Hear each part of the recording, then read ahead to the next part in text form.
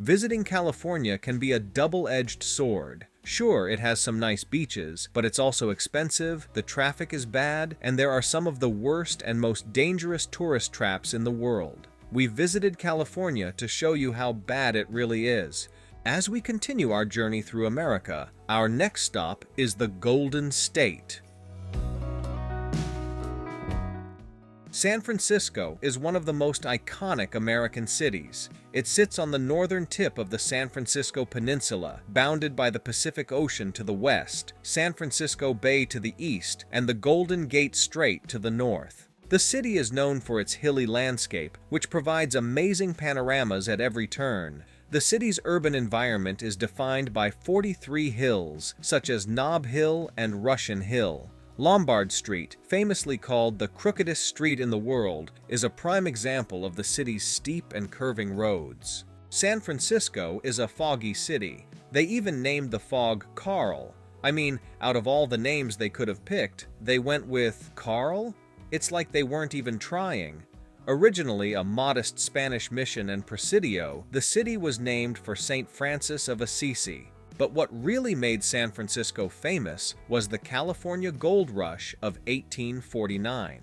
The area saw a sudden increase in population as tens of thousands of people came here seeking their fortune, quickly turning the once peaceful village into an urban center. The devastating 1906 earthquake and fire, which destroyed huge areas of the city, was a watershed moment in San Francisco's history. During the 60s, San Francisco became the epicenter of counterculture.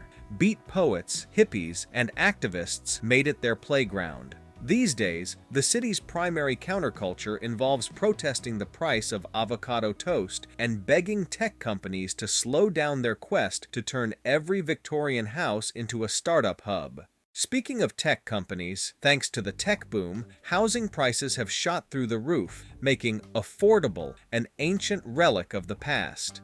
San Francisco crams over 800,000 people into just 45 square miles, which is pretty impressive if you think about it. The city's population is a really colorful mix, with huge Asian and Latino communities. San Francisco's Chinatown is the oldest in North America and the largest outside of Asia. Therefore, it carries some serious reputation among tourists. It's not simply a tourist trap. This neighborhood has a dynamic local community, and you can feel the history in the little lanes. If you're interested in history, the Chinese Historical Society of America Museum is a must-see. It gives you a solid sense of how Chinatown evolved, along with stories about Chinese immigrants and their struggles. Chinatown's festivals, like the Chinese New Year Parade, are incredible cultural showcases with lion dances, fireworks, and floats. The Golden Gate Bridge is the world's most famous bridge. It spans 1.7 miles across the treacherous waters where the Pacific Ocean meets the San Francisco Bay. Contrary to what some tourists might expect, the Golden Gate Bridge is not actually gold. It's a bright reddish-orange color officially called International Orange. So why the name? The bridge gets its name from the body of water it spans, the Golden Gate Strait, which was named by U.S. Army Captain John C. Fremont in 1846. He thought it resembled a harbor in Istanbul called the Golden Horn. Originally, the U.S. Navy wanted to paint the bridge in black and yellow stripes to ensure it was visible to ships. Thankfully, the lead architect, Irving Morrow, pushed for International Orange because it blends beautifully with the surrounding landscape. San Francisco is home to the world-famous cable cars, a form of public transportation that combines the nostalgia of a 19th-century invention with the excitement of an amusement park ride. Running since the 1870s, these vintage vehicles are a rare breed, the only manually operated cable cars still in operation. Tourists line up for hours to ride these things, while locals avoid them like the plague because walking is faster. Homelessness isn't just a problem, it's practically a main feature. Despite countless initiatives, the number of people living on the streets remains alarmingly high. Residents are used to walking past multi-million-dollar condos and then encountering tent encampments on the same block. San Francisco has created a utopia where the rich and the destitute can coexist as long as they don't make eye contact. It's all part of the authentic San Francisco experience. As a city situated near the San Andreas Fault, San Francisco is prone to earthquakes. At any moment, the entire city could be reduced to rubble, which may be the only chance for affordable housing at this point. If you don't want to see our channel getting reduced to rubble, please consider hitting the like button to help this video reach a wider audience.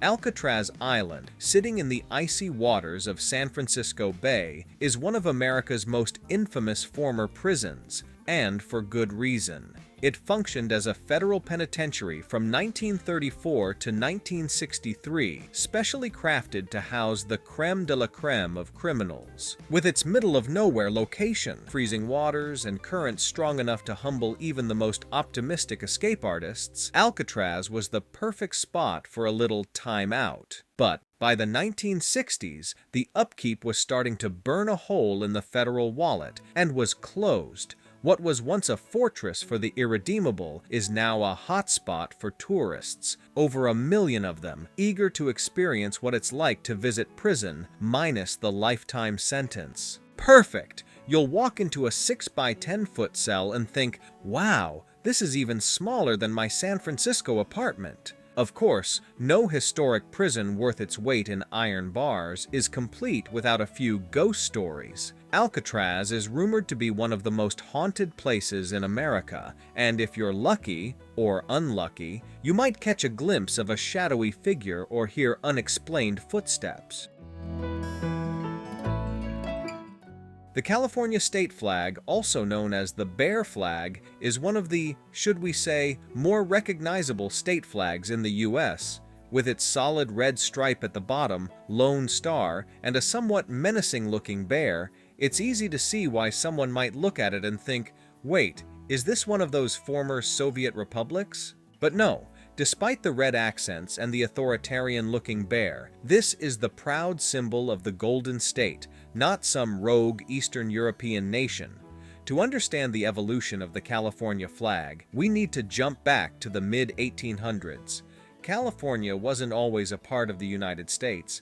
It was a province of Mexico until a brief period of rebellion known as the Bear Flag Revolt in 1846. During this revolt, a group of American settlers in Sonoma, unhappy with Mexican rule, declared California an independent republic, although only for a record-breaking 25 days before the U.S. swooped in and added California to its expanding list of stars. The original bear flag was hand-painted by William Todd, who was Abraham Lincoln's cousin, no less. While these rebels may not have had the longest tenure as a nation, they did leave behind a significant legacy in the form of the first bear flag, which flew over Sonoma on June 14, 1846. San Jose holds the crown as the tech capital of the United States. Set in the heart of the Bay Area, the capital of Silicon Valley is a city where innovation seems to permeate the air. Walk around, and you're likely to overhear conversations about the latest startup or next big app as casually as you'd hear someone talk about the weather elsewhere. But San Jose's history isn't all about code and gigabytes. The city has been around for a few years, since 1777 to be exact, when it was founded as El Pueblo de San Jose de Guadalupe. Being the first civilian settlement in California, San Jose was mainly known for its agriculture. Here's something you probably didn't know. San Jose was the state capital of California for 2 years, between 1849 and 1851. The real progress, though, came in the 20th century, when Silicon Valley bloomed. Agriculture became old news, and the fertile lands were replaced with office parks and suburban neighborhoods. Before you knew it, San Jose transformed into the epicenter of the tech revolution. With a population that exceeds 1 million, San Jose has become the largest city in the Bay Area, though it still plays second fiddle to San Francisco when it comes to media attention. San Jose might not have the Golden Gate Bridge, but it does have, the Winchester Mystery House, which, let's face it, is cooler in a creepier way. This architectural oddity, built by Sarah Winchester, widow of the inventor of the famous rifle, is filled with more twists, turns, and dead ends than a Silicon Valley startup trying to go public. The house is notorious for its staircases leading to nowhere and its doors that open into walls, thanks to Sarah's belief that restless spirits haunted her. If ghosts aren't your thing, how about some art and culture? San Jose has enough boring museums to keep you busy for days. Napa is a tourist town, plain and simple. The problem is, it's a boring tourist town. Napa Valley is California's answer to Tuscany, but with fewer ancient ruins and more overpriced wine tastings. Set in the northern part of the state, Napa is the go-to destination for anyone who enjoys long weekends of pretending they understand what hints of oak or a subtle nose of blackberry actually means. Once upon a time, Napa was just another valley in California, full of natural beauty and not much else. But then, in the mid-19th century, settlers realized that the dry climate, with its Mediterranean flair, was perfect for one thing: growing grapes. Not just any grapes, mind you, but the sort that could make fancy wines. The people in this region are a really interesting mix. On one side, you have the locals, people whose families have lived here for generations, long before anyone thought of turning the region into a travel destination. These folks are laid back, practical, and always seem to know a secret spot to hike, picnic, or enjoy the nature. Then, of course, there are the transplants. They buy up beautiful old farmhouses and pay someone to renovate them. Their kids are named after fruits or herbs, and they own at least one vintage bicycle that's never actually been ridden. The Napa Valley Wine Train is a legendary attraction here. Yes, it's a bit of a tourist trap, but it's also an incredibly scenic ride through the valley. However, it's not exactly a budget-friendly adventure. Generally, you're looking at around $150 to $300 per person. One of the most picturesque and popular national parks in the country is Yosemite National Park, located in northeastern California. For many years, the region's mountains, valleys, rivers, and waterfalls have attracted travelers, athletes, and artists. Yosemite is basically the ultimate eye candy for nature buffs, and, not surprisingly, one of the most overrun national parks in the United States. Most of the main attractions and things to do here are in Yosemite Valley. Yosemite Falls, one of the park's most celebrated features, is a sight to behold, assuming you catch it at the right time of year. Standing tall at a combined 2,400 feet, it's the highest waterfall in North America and consists of 3 sections: the Upper Falls, Middle Cascades, and Lower Falls. In the spring, Yosemite Falls is at its most impressive, fed by snowmelt from the Sierra Nevada. El Capitan is more than just a rock, it's the rock. Towering 3,000 feet above the Yosemite Valley floor, this vertical granite monolith is famous in the climbing world. El Cap, as it's lovingly called by, is notorious for being one of the most difficult rock climbs on Earth. Alex Honnold, the climber who free-soloed El Cap without ropes, made this giant slab of rock a household name. The Half Dome is its quirky counterpart. This iconic granite formation rises nearly 5,000 feet above Yosemite Valley.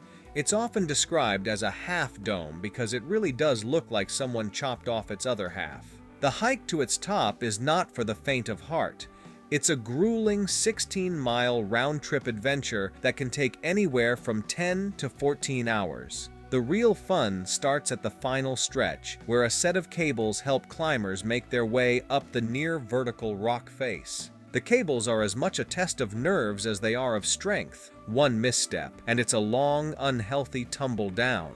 Beyond the valley, the Tioga Road and Glacier Point Road take you to higher altitudes where the air is thinner and the views are incredible. If you manage to look past the crowds, you'll even stumble upon the giant sequoias, those ancient trees, some of which are over 2,000 years old. The biggest group of them is standing in Mariposa Grove. Believe it or not, the capital city of California isn't LA or San Francisco. It's the good old Sacramento. Set in the Central Valley, Sacramento is the underdog of California, forever living in the shadow of its glamorous cousins. But let's not get ahead of ourselves. Sacramento is, after all, a city with character. Its history is deeply rooted in the California gold rush. Back in the mid-1800s, everyone flocked here with dreams of striking it rich. And what happened? People realized that digging in the dirt for gold is hard work, and only a few got to retire on a gold-filled yacht. The rest? Well, they built Sacramento. While the gold may have dried up, the city has stuck around. As California's capital, Sacramento houses all the important state government buildings. Yes, the governor's office is here. Imagine being the administrative heart of one of the world's largest economies and still being the least interesting city in the state. The city sits at the confluence of the Sacramento and American rivers, and while River City sounds like it should come with tales of daring steamboat adventures, it's mostly about kayaking and occasional riverfront picnics. Sure, there's a certain charm to the riverside, but nobody's writing songs about it. If you've never experienced Sacramento in the summer, imagine standing inside a toaster for 3 months. Sure, other cities get hot, but Sacramento has this special kind of heat that makes you quit and move somewhere else. And the best part? There's not even a beach to escape to. Sacramento's art scene is a hidden gem. Local galleries and performance spaces can be found all over the city, with works of up-and-coming artists who can't afford San Francisco rents. And then there's the murals. Sacramento loves its murals. Who needs a view of the ocean when you can have a painting of it? Sacramento has proudly crowned itself the farm-to-fork capital of America. The surrounding farmlands produce some of the freshest food in the nation. You won't be able to taste the difference, but it's much more expensive. Amid all the heat, politics, and salads, there's one place in Sacramento that genuinely deserves the spotlight: the California State Railroad Museum. Nestled in Old Sacramento, this massive shrine to locomotion takes visitors on a nostalgic journey back to when railroads were the lifeblood of the American West. Lake Tahoe is a pristine body of water that straddles California and Nevada.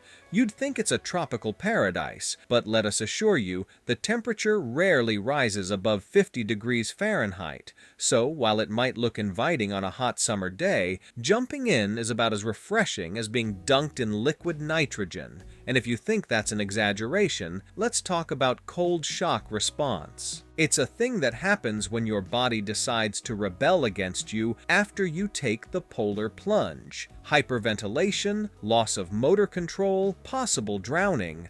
Good times all around. Let's move on to Tahoe's legendary hiking trails. People rave about the endless paths that snake up the mountains and offer panoramic views to die for. Literally. Sure, the view at the top is breathtaking, but it's all fun and games until you realize that you have to hike back down. And let's not forget the wildlife. Bears are Tahoe's permanent residents. So while you're catching your breath on a secluded trail, don't be too surprised if you catch the attention of a bear instead. You might end up in one of those heartwarming news stories. Tourist attempts to take selfie with bear. Nature predictably responds. If you're considering a trip to California's famed Lost Coast, allow me to manage your expectations. Set along a rugged stretch where even Highway 1 threw in the towel, the Lost Coast is less a hidden gem and more an overlooked curiosity. Far from the glamour of California's more celebrated destinations, this is a place where nature remains beautifully indifferent to your presence, and frankly, so will you after about an hour. It's remote, untamed, and almost impressively uneventful. You can hike the Lost Coast Trail, but mostly you'll be staring at the ground, hoping not to trip on rocks or stumble into a patch of poison oak. And if the tides don't trap you between jagged cliffs and rising waves, you can look forward to the excitement of even more walking. When you've had enough of the wilderness, you can check out the local towns. Except, well, there aren't really any towns to speak of. You've got obscure places like Petrolia and Shelter Cove, with no gas stations and houses that look like they haven't seen a fresh coat of paint since the Eisenhower administration. Santa Cruz sits about 75 miles south of San Francisco and 30 miles from Silicon Valley, which means it's just close enough for tech bros to swing by for a weekend surf session. Tourism is Santa Cruz's bread and butter, but don't get it twisted. This isn't some generic beach town with nothing but souvenir shops. Nope, Santa Cruz has elevated the beach town experience into something entirely unique. There's the Santa Cruz Beach Boardwalk, California's oldest amusement park, where you can eat deep-fried Oreos while screaming your lungs out on a roller coaster that's been around since 1924. The city is also home to some great surf spots, particularly Steamer Lane. However, if you're planning to show up with a foam board and shaky legs, maybe just watch from the cliffs, because the locals have been riding these waves since forever, and they will judge you. Downtown Santa Cruz? Overrated and overpriced. Need a gluten-free, dairy-free, karma-approved quinoa bowl? You'll find that, but good luck finding anything with actual flavor. For those who aren't into surfing or sunburns, there's the Mystery Spot, a gravitational anomaly that's so mysterious it can be explained by basic physics. Balls roll uphill, people walk in crooked lines, and suddenly you'll feel like you're in an episode of The Twilight Zone. At least that's the idea. The 17-mile drive is one of those legendary routes everybody's talking about, stretching through a private enclave in Pebble Beach on California's Monterey Peninsula between Pacific Grove and Carmel. Spoiler alert, it's not just about the 17 miles of road, it's about the exclusive scenery and the feeling that you're part of the elite while cruising past multi-million-dollar homes and golf courses. It's like visiting a wildlife sanctuary, but with more Teslas than actual wildlife. Of course, you'll have to fork over about $12 for the privilege of driving your own car on a public road. Yeah, in California, they also put a price on nature. For those wondering, yes, the drive is actually 17 miles long, and no, the fee isn't proportional to the distance. The lone cypress is a tree that comes with its own fan club. Battered by the coastal winds for over 250 years, it's probably the most photographed tree in North America. Established in 1940 in California's Sierra Nevada, Kings Canyon National Park is one of those places where you show up, take a few photos, and immediately wonder why you didn't just go to Yosemite like everyone else. But hey, the park has some ridiculously deep canyons, absurdly tall trees, and endless opportunities for getting lost. Kings Canyon, over a mile deep, is one of the deepest canyons in North America. But unlike the Grand Canyon, where you can just stand at the edge, Kings Canyon practically dares you to hike down into its depths, all while the Kings River runs through it. If you think you'll just take a nice, relaxing hike, you'll soon realize that the nature has a different plan for you. Sure, there are some easy trails, like the Zumwalt Meadow Trail, but then there's the Ray Lakes Loop, a 42-mile hike that separates true adventurers from the folks who packed nothing but wishful thinking. A major attraction of the park is the General Grant tree, which holds the title as the second largest tree in the world. This ancient giant has been around for over 1,600 years. If you're planning a trip to the nearby Sequoia National Park and you're not one of those people who prefer to keep both feet on solid ground, then Moro Rock is a place of interest. The trailhead is easily accessible by car, so you won't have to worry about a grueling approach. You'll need all your energy for the climb itself. The trail, if you can call it that, consists of 400 narrow, winding steps carved into the rock itself. Oh, and did I mention there are sheer drop-offs on either side? But don't worry, there's a handrail, most of the time. But be cautious, this granite monolith isn't forgiving of stupid mistakes. There are always some people who see a "do not climb beyond this point" sign and interpret it as a challenge, like the poor tourist who thought it would be a great idea to hop the railing for a better photo opportunity. Well, they got one last panoramic view on the way down. In 1872, Leland Stanford, a rich banker from San Francisco who was also a bigwig at the railroad, saw a chance to build a town near the planned rail line. He purchased land near the San Joaquin River and created Fresno Station, the foundation of what we now call Fresno. Today, the city of Fresno is home to over 500,000 people, making it the largest inland city in California. Fresno's geography is very interesting. Standing in the middle of the state, it's ideally located for passing through. Fresno's only a few hours away from San Francisco, Los Angeles, and some of the most beautiful national parks in the country. In fact, Yosemite National Park is just a short drive away. So, if you ever need a pit stop between destinations that people actually visit, Fresno is your place. Okay, now we're getting to the heart of what makes Fresno special: agriculture. Fresno County is one of the most productive agricultural regions in the world. You know those almonds, grapes, and tomatoes you love so much? They probably came from here. The area produces about $8 billion worth of agricultural products every year. The economy here has always been driven by agriculture, but the city is trying to expand into other sectors like education and healthcare.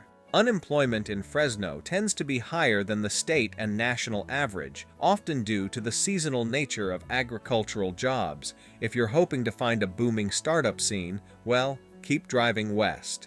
The Tower District is a quirky little area with a mix of vintage shops, restaurants, and art galleries.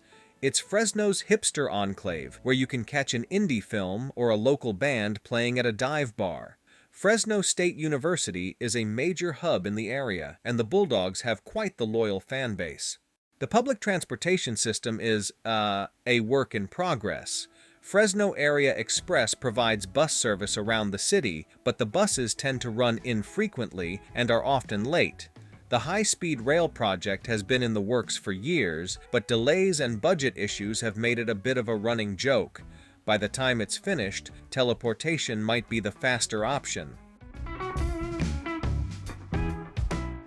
Mount Whitney is California's biggest show-off. It stands at a breathtaking 14,505 feet as the highest point in the contiguous United States, which basically means it's the tallest mountain outside of Alaska.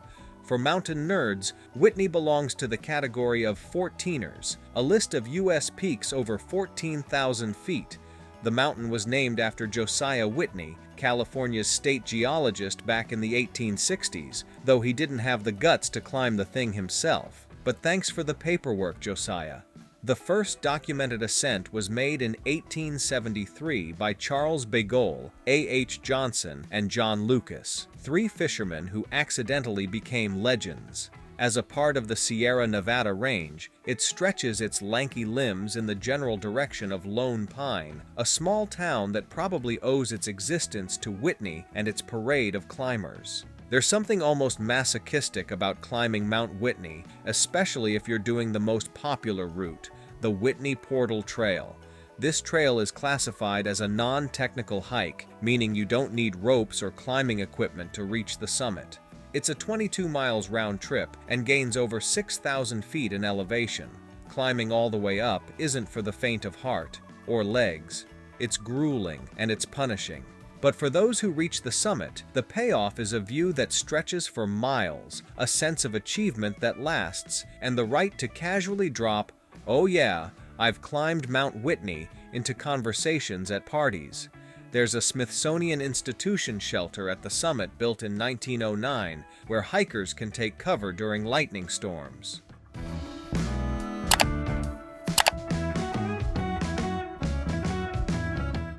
Nestled in the middle of absolutely nowhere, also known as Eastern California, Death Valley is the ultimate travel destination for those who think that sweating is the pinnacle of fun.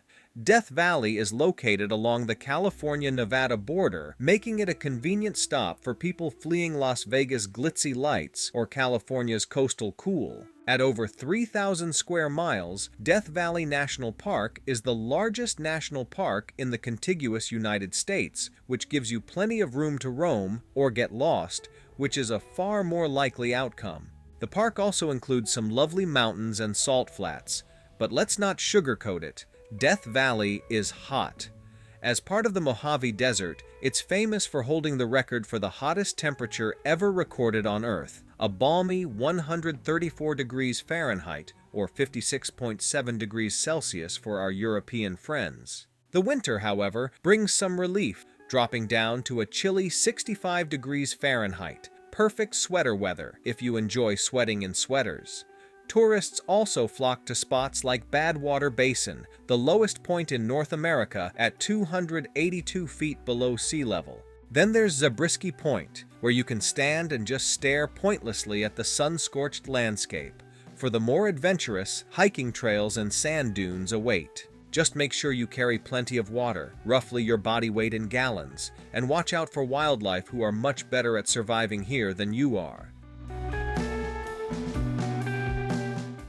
Big Sur is a stunning section of California's Central Coast that allows visitors to reconnect with nature. Garrapatta State Park and the Pfeiffer Big Sur State Park are excellent destinations for camping and hiking. Highway 1, also known as the Pacific Coast Highway, is a perfect road trip location.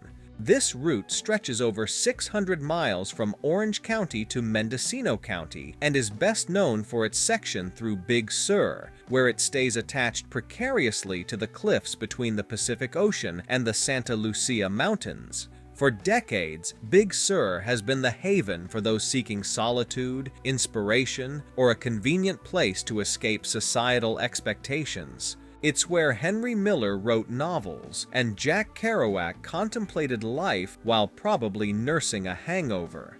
Big Sur attracts a delightful mix of visitors, from the hardcore backpackers with tents and trekking poles to the weekend warriors who drove in from LA and can't figure out why there's no cell service. The region also attracts a curious blend of artists, dreamers, and Silicon Valley elites who come here to disconnect.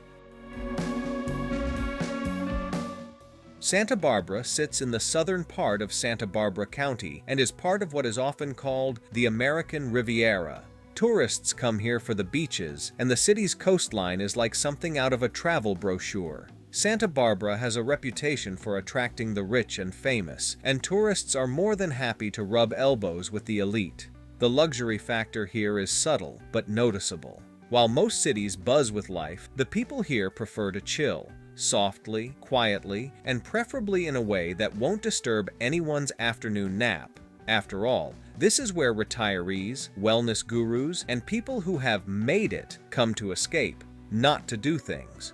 What would a visit to Santa Barbara be without a walk down State Street? This iconic palm-lined street runs right through the heart of downtown. The shops here are nice, and the restaurants serve great food. East Beach is where you'll find sunbathers, volleyball players, and a collection of suntanned locals. Santa Barbara may be a traveler's paradise, but it hasn't forgotten its history. In fact, it leans into it hard. The Santa Barbara Mission, often called the Queen of the Missions, is one of the city's crown jewels and blends history with religion and architecture. Los Angeles is the city of angels, where dreams are made, crushed, and, most importantly, delayed by traffic. Long before it became the entertainment capital of the world, Los Angeles was a small village named El Pueblo de Nuestra Señora la Reina de Los Ángeles de Porciúncula, which, thankfully, was shortened to Los Angeles. Spanish settlers founded the city in 1781. LA remained a sleepy little town until the late 1800s, when two key things happened: the discovery of oil and the arrival of the railroads. Suddenly, the population exploded. By the early 20th century, Hollywood was in full swing, and the film industry had transformed LA into a global cultural center. With a population of 4 million, Los Angeles is the second biggest metropolis in America. Furthermore, the population rises to 13 million when the entire metropolitan area, which includes places like Long Beach and Anaheim, is taken into account. The Hollywood sign in the hills of the Santa Monica Mountains is the most famous symbol of Los Angeles, synonymous with the entertainment industry and American pop culture. But its origins are far less glamorous. When the sign went up in 1923, it read Hollywood Land and was nothing more than an advertisement for real estate. Over the years, it's been almost demolished and restored. Today, tourists flock to it in droves, hoping to capture a piece of its mystique. Of course, actually getting up close to the sign is a bit of a challenge. There's no direct access, and hiking to a good vantage point requires some legwork. For many tourists, a visit to Hollywood can be a little disillusioning. Despite its glittering reputation, the area around Hollywood Boulevard isn't exactly glamorous. It's crowded, gritty, and often swarming with tourists trying to snap selfies in front of landmarks. And yet, that's part of its appeal. Hollywood isn't just a pristine movie set. It's a real, living neighborhood with all the messiness and contradictions that come with that. Let's be honest, a lot of people come to LA with one goal: becoming a star. You know the Hollywood Walk of Fame? It's where people step over celebrity names on their way to buy an $8 hot dog. That's basically a metaphor for your career here. For every shining star, there are 1,000 hopefuls waiting tables, trying to survive off tips. If you come here as a tourist, prepare yourself for the Hollywood experience, which involves dodging costumed characters, bus tours, and about 3 dozen people trying to sell you something. Universal Studios Hollywood in LA is like a mashup of a working film studio and a theme park. For all its hype, Universal Studios does offer some incredible moments. You can walk through meticulously designed sets, reliving your favorite movie scenes, and even take a behind-the-scenes tour. Of course, there's more to LA than just Hollywood. If you're feeling adventurous, you might want to check out some of the city's less glamorous neighborhoods. Take South Central, for example. It's the place that made LA famous in a different kind of way. Sure, they've rebranded it as South Los Angeles now, but this won't save you from accidentally wandering into a gang war while trying to find a new taco truck. Rodeo Drive is practically a who's who of the luxury fashion world, where the most iconic brands seem to engage in a battle for the glossiest window display. The shopping experience on Rodeo isn't just about what you can buy, it's about who sees you buying it. After all, what's the point of dropping a casual 5 figures on a handbag if no one's watching? Venice attracts a special kind of crowd. You've got the surfers, the skaters, the free spirits, and then whatever the rest of these folks are. At one moment, you'll see someone serenading a crowd with an acoustic guitar wearing nothing but a Speedo, and in the next, a guy balancing a chainsaw on his face. But let's not forget the actual beach. Venice Beach has these picture-perfect ocean views, like something out of a travel magazine, until you get hit in the face with a rogue frisbee thrown by some shirtless guy. The Griffith Observatory is one of LA's most famous attractions. Built in 1935, it was the brainchild of the industrialist and philanthropist Griffith J. Griffith. Yes, that's his real name. His personal life was marked by scandal, a bizarre incident where he shot his wife in the face and she miraculously survived. The observatory itself was designed in the Art Deco style. Perhaps its most famous appearance was in the 1955 film Rebel Without a Cause, where James Dean's character finds himself in a scene against the backdrop of the observatory. Today, you can explore a mix of astronomy, science exhibits, and get unbeatable views of Los Angeles. Anaheim is located in the heart of Orange County, about 25 miles southeast of Los Angeles. Geographically, it isn't what one might call dramatic. The landscape is mostly flat, but its closeness to the Santa Ana Mountains provides a panorama of the untamed landscape that makes up a large portion of California. The nearby Santa Ana River, while not exactly a raging waterway, quietly flows through the area. The river adds a touch of nature to the urban sprawl. The city was founded in 1857 by German immigrants as a grape-growing colony. The settlers envisioned a prospering wine industry, and for a while, things looked promising. But fate, in the form of a vine disease, dashed their dreams of becoming wine magnates. Anaheim moved from its agricultural past toward urbanization and industry by the middle of the 20th century. Today, it's one of the larger cities in California, with a population of around 350,000, with particularly strong Latino and Asian communities. Unless you enjoy theme park-related fun or chain restaurants, the nightlife scene of Anaheim leaves a lot to be desired. From meals to hotels, prices are inflated to match the millions of tourists rolling through. For those who have a taste for the unconventional, there's Adventure City, Anaheim's other theme park, which proves that even in the shadow of the Disney giant, there's still room for a good old-fashioned carnival ride. Of course, we can't talk about Anaheim without discussing its primary claim to fame, the one and only original Disneyland. Opened in 1955, Disneyland transformed Anaheim from a sleepy farm town into a global destination where dreams come true, at least for those willing to spend $150 plus for a ticket. The opening day, now known as Black Sunday, was plagued with problems. Counterfeit tickets led to overcrowding, attractions broke down, and temperatures soared to over 100 degrees, causing freshly poured asphalt to melt beneath visitors' feet. Despite the chaotic start, Disneyland quickly recovered and became a smashing success. The park continues to draw millions of visitors each year who come for the nostalgic rides and colorful parades. It's also the only Disney park built under Walt Disney's direct supervision.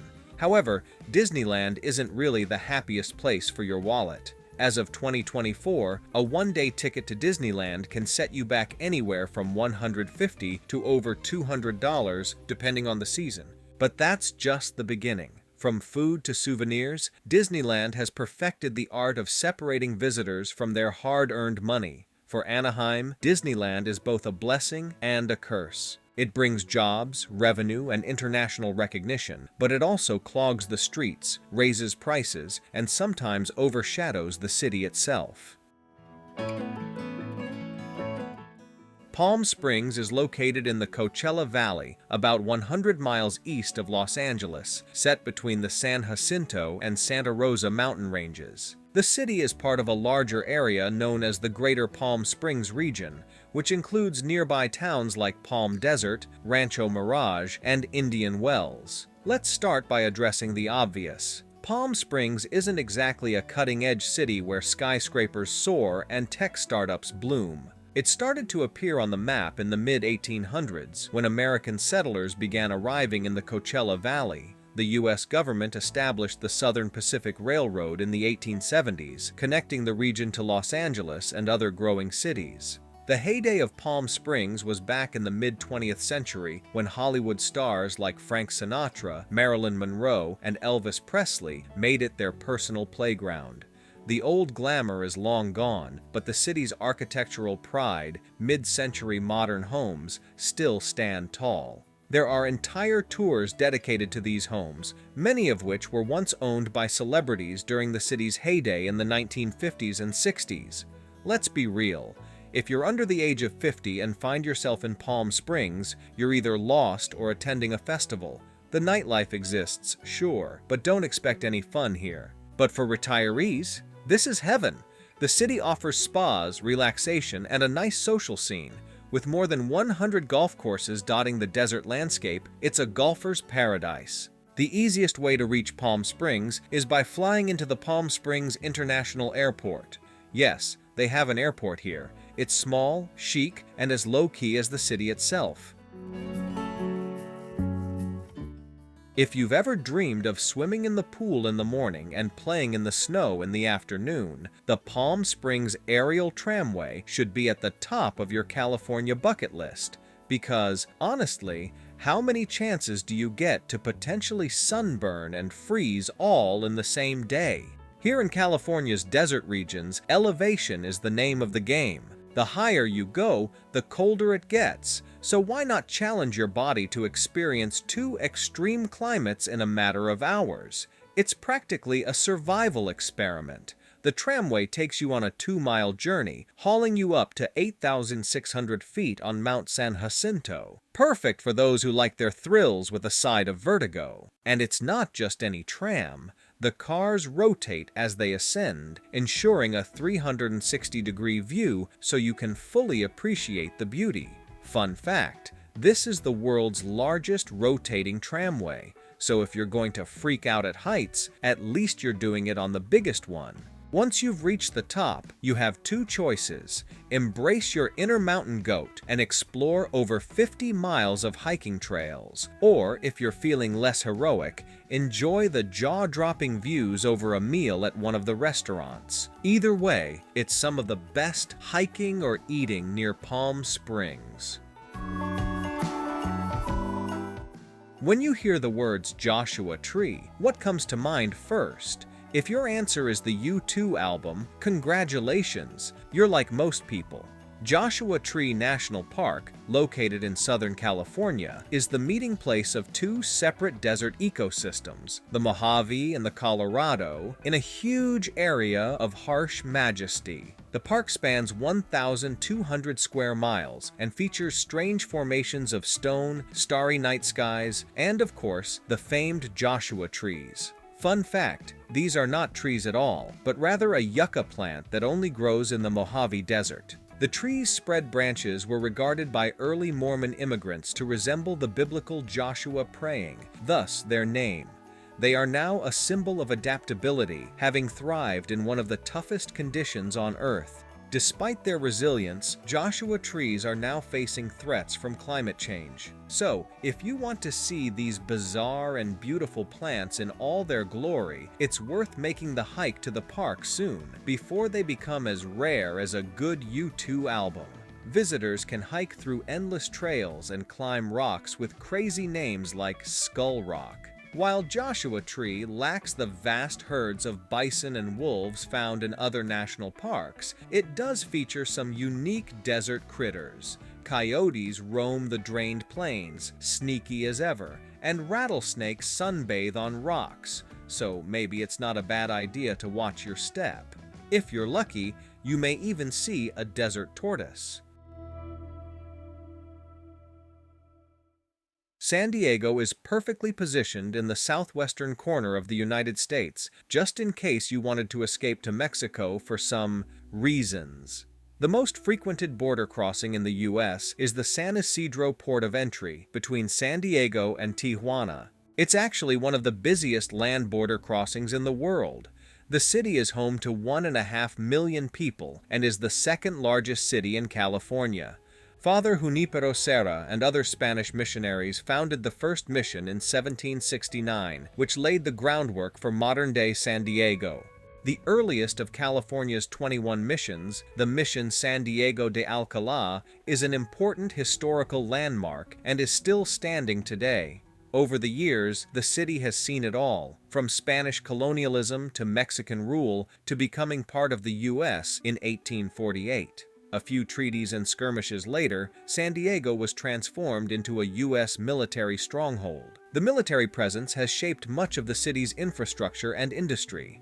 There are some very bizarre local laws here. For example, it's illegal to shoot jackrabbits from a moving streetcar in San Diego, a law that really makes you wonder what on earth was going on in the city when that needed to be put on the books. Imagine the town hall meeting. All right, folks, we need to talk. The jackrabbit shooting from streetcars situation is getting out of hand.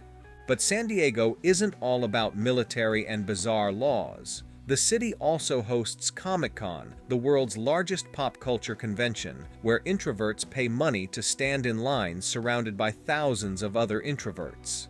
The San Diego Zoo, America's most famous zoo, opened its doors in 1916, founded by Dr. Harry Wegeforth, who was inspired by the exotic animals left behind from the 1915 Panama, California exposition. From its humble beginnings, the zoo quickly grew into an institution dedicated to the care of wildlife and the promotion of education and conservation. Today, it spans over 100 acres and has more than 12,000 animals from over 700 species. As part of the San Diego Zoo Wildlife Alliance, the zoo spearheads breeding programs and helps rehabilitate ecosystems across the planet. The zoo resides in an area known as Balboa Park.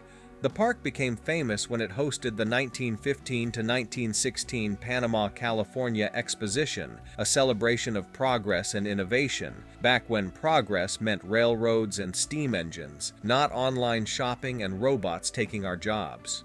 The park is home to an impressive variety of gardens. The Alcazar Garden, for example, is inspired by Spanish palaces and filled with symmetrical patterns and fountains.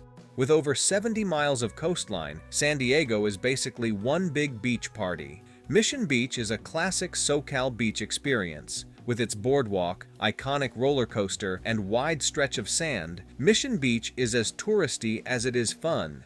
You'll find plenty of volleyball nets and food stalls. If you want a beach that comes with a carnival atmosphere, this is the place. Mission Beach is also a go-to spot for surfing, especially for beginners and intermediates. The waves here are more forgiving than at some of San Diego's more hardcore surf locations, making it a prime spot for surf lessons.